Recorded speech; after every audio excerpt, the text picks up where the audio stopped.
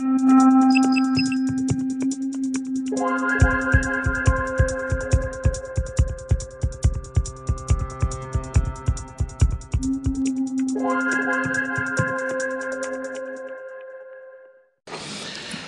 must know all about defeat, about football defeat, because that's what you wrote about in Fever Pitch.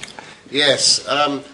I mean, first of all, I should say that the fortunes of my club, Arsenal, have changed a lot since I wrote this book. And I think more has changed in football generally in the last 15 years since the book was first published than had changed in the previous 100 years. I mean, so many different things.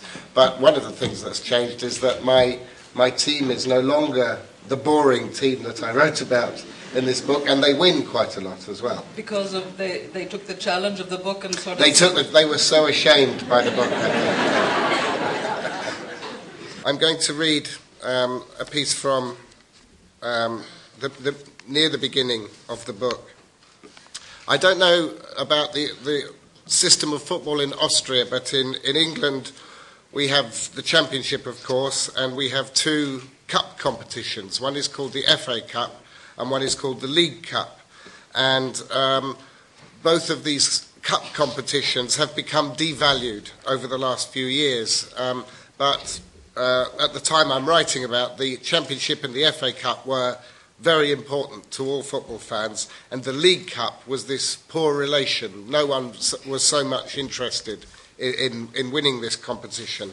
But this was the first time that I saw my team, Arsenal, in a big final at Wembley. They got to the final of the League Cup, which is this, as I say, not very good competition, and they were playing a team from the third division. Arsenal were in the first division, and this team, Swindon Town, were in the third division. And this was the first big game I ever saw.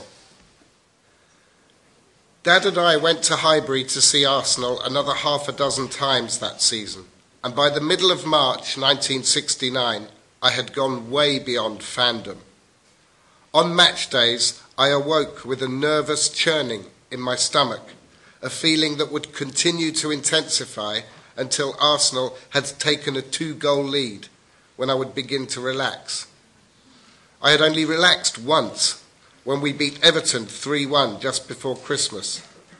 Such was my Saturday sickness that I insisted on being inside the stadium shortly after 1 o'clock, some 2 hours before the kick-off. This quirk my father bore with patience and good humour, even though it was frequently cold, and from 2:15 onwards, my distraction was such that all communication was impossible. My pre-match nerves were the same, however meaningless the game. That season, Arsenal had blown all chance of the Championship by about November, a little later than usual. But this meant that in the wider scheme of things, it scarcely mattered whether they won the games I went to see. It mattered desperately to me, however. In these early stages, my relationship with Arsenal was of an entirely personal nature. The team only existed when I was in the stadium.